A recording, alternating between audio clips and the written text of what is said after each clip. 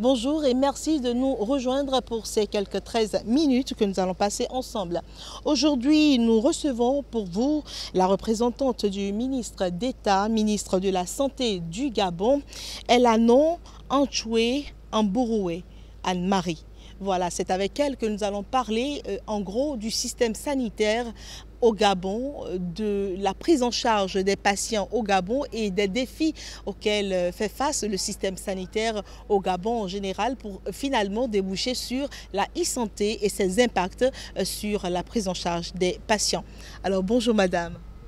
Bonjour. Avec vous, nous allons parler du système sanitaire au Gabon. Si on vous demandait d'entame de présenter le tableau du système sanitaire du Gabon, comment se porte-t-il? Il se porte relativement bien, je pourrais dire, et relativement bien dans tous les secteurs d'activité, que ce soit le secteur public, civil ou militaire, le secteur privé, laïque ou confessionnel, ou même le secteur de la médecine traditionnelle, que nous avons intégré officiellement au système sanitaire du Gabon. Quand vous dites intégrer officiellement, ça veut dire quoi par rapport à la santé traditionnelle? Tout simplement parce que dans la loi, ce secteur était reconnu, mais dans les faits, il travaillait en marge du ministère de la Santé. Et c'est l'année dernière qu'il y a eu tout ce processus de recensement et de reconnaissance des prestataires de médecine traditionnelle qui détiennent un savoir et qui malheureusement ne sont pas prises en compte dans nos statistiques et dans notre configuration, dans la configuration du système de santé. Vous pensez qu'ils peuvent apporter beaucoup au domaine santé? Avant que nos hôpitaux modernes n'existent, c'était la médecine traditionnelle qui soignait nos ancêtres. Alors nous n'avons pas à penser, c'est un fait, c'est à nous à reconnaître cette médecine traditionnelle et à lui donner ses lettres de noblesse. Parfait. Alors, Madame Anne-Marie Ambouroué, vous disiez tantôt, vous avez peint le tableau du système sanitaire du Gabon comme si presque tout était parfait. Est-ce que c'est un peu parce que le Gabon n'est pas un très grand pays, difficilement à couvrir en matière de couverture sanitaire? Je m'en voudrais de dire que tout est parfait, parce que là, nos autorités sanitaires se diseraient, bon, on a bien travaillé, nous pouvons dormir sur nos lauriers. Non, loin de là. Ce que je veux dire tout simplement, c'est que beaucoup a été fait, mais beaucoup reste à faire. Beaucoup a été fait, il faut le reconnaître. Ces dernières années, nous avons vu des hôpitaux de tertiaire vraiment poussés. Nous avons aujourd'hui 4 CHU, nous avons 10 hôpitaux régionaux qui sont relativement bien équipés. Et là maintenant, notre priorité est de s'adresser à la première ligne de soins, c'est-à-dire les soins de santé primaire. Ce pour dire que le travail a été fait au niveau tertiaire et au secondaire. Il faut consolider ce travail et maintenant c'est le niveau primaire qui doit être revitalisé et revalorisé. Et ceci en vue d'atteindre la couverture sanitaire universelle. Des soins de qualité et de proximité pour tout citoyen. Quand vous parlez de couverture sanitaire universelle, c'est quoi là, le pourcentage qui est déjà couvert à ce jour? Alors, c'est difficile de vouloir quantifier l'achèvement de la couverture sanitaire universelle dans un pays. Nous parlons bien de couverture sanitaire universelle et non pas d'assurance maladie universelle.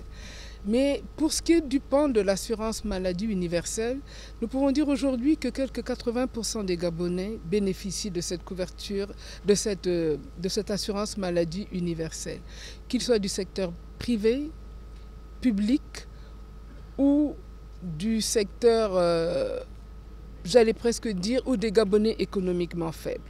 Gabonais économiquement faibles ne veulent pas dire exclusivement les pauvres, mais tout simplement cette frange de la population qui ne répond ni à la définition du secteur public et du secteur privé.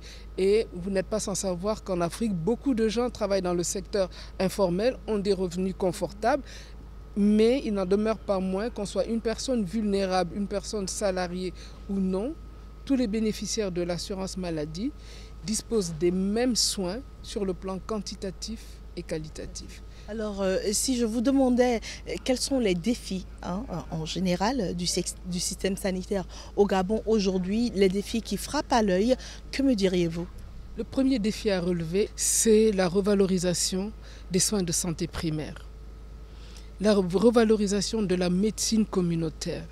Parce qu'aujourd'hui, on va à l'hôpital pour un mal de tête qui pourrait être réglé dans le dispensaire ou le centre de santé qui se trouve à proximité de son domicile. Ça, c'est le premier défi. Le second défi est de consolider les acquis. Nous avons eu ces dernières années des hôpitaux magnifiques qui n'avaient rien à envier aux hôpitaux des pays développés. Aujourd'hui, il s'agit de renforcer leur gouvernance. Aujourd'hui, il s'agit de renforcer le plateau technique qui devient rapidement obsolète quand on parle de technologie, de renforcer les ressources humaines. Et c'est pour vous dire que oui, le système de santé se porte relativement bien, mais beaucoup reste à faire. Et justement, en santé, on ne peut pas dormir sur ses lauriers parce que la santé, c'est un processus dynamique d'amélioration du bien-être de l'individu. Dans la plupart de nos pays en Afrique, on a souvent un problème avec les évacuations sanitaires parce que justement nos systèmes de santé ne sont pas assez robustes pour pouvoir répondre à tous les besoins des patients, tous les besoins qui se pointent. Alors on s'endette pratiquement à des milliards de coûts entrant dans le cadre des évacuations sanitaires. Est-ce que c'est le cas également au Gabon ou comment est-ce que vous vous en sortez? Ça a été le cas dans le passé. Et je ne dirais pas qu'il n'y en a plus, mais il y en a de moins en moins. Tout simplement parce que l'État a investi dans des pôles d'excellence. Les pôles d'excellence qui justement étaient les plus grands pourvoyeurs d'évacuation sanitaire. Nous avons aujourd'hui un institut de cancérologie de niveau tertiaire avec des accélérateurs de particules, un institut de cancérologie où toutes les thérapies modernes concernant le cancer peuvent être disponibles et sont disponibles pour tout un chacun, avec une gratuité totale de prise en charge de ces patients. Nous avons un centre d'excellence pour l'orthopédie et la traumatologie. Et aujourd'hui, toutes les chirurgies de prothèses, ou presque toutes, qui faisaient l'objet d'évacuation, ne font plus l'objet d'évacuation. Le choix a été fait aujourd'hui de faire venir des équipes spécialisées, encadrer et accompagner nos chirurgiens plus ou moins jeunes dans ces chirurgies de pointe, le plateau technique étant disponible. Donc oui, le problème des évacuations sanitaires a été un lourd fardeau pendant longtemps et avec le temps, il y a de moins en moins d'évacuations sanitaires et nous souhaitons que nos enfants n'auront plus à faire d'évacuation sanitaire parce qu'ils auront été formés à toutes ces techniques et à toutes ces pathologies qui nécessitent ou des diagnostics ou des prises en charge très lourdes. C'est ça.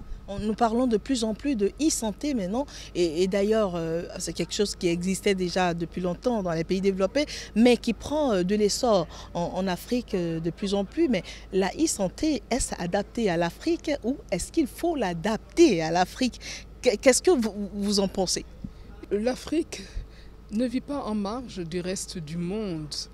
Et je puis vous dire qu'avec sa population relativement jeune, les futurs génies en technologie de l'information seront africains. Il n'y a qu'à voir des jeunes qui, sans mode d'emploi, arrivent à vous démonter un appareil, à le remonter et à le faire fonctionner. Et les startups qui aujourd'hui, et nous en discutions tout à l'heure, du problème des licences, parce que toutes ces startups produisent quand même des outils, produisent de la richesse qu'il faut savoir valoriser. L'Afrique va être un foyer, j'ai presque envie de dire, un milieu propice au développement de la e-santé.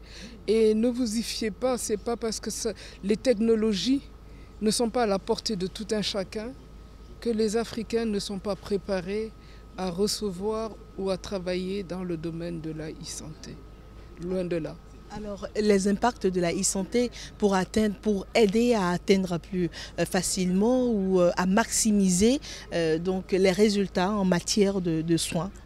Je vous prendrai tout simplement Un exemple très simple de télémédecine. On prend un village X qui se trouve à 50 km du centre de santé le plus proche.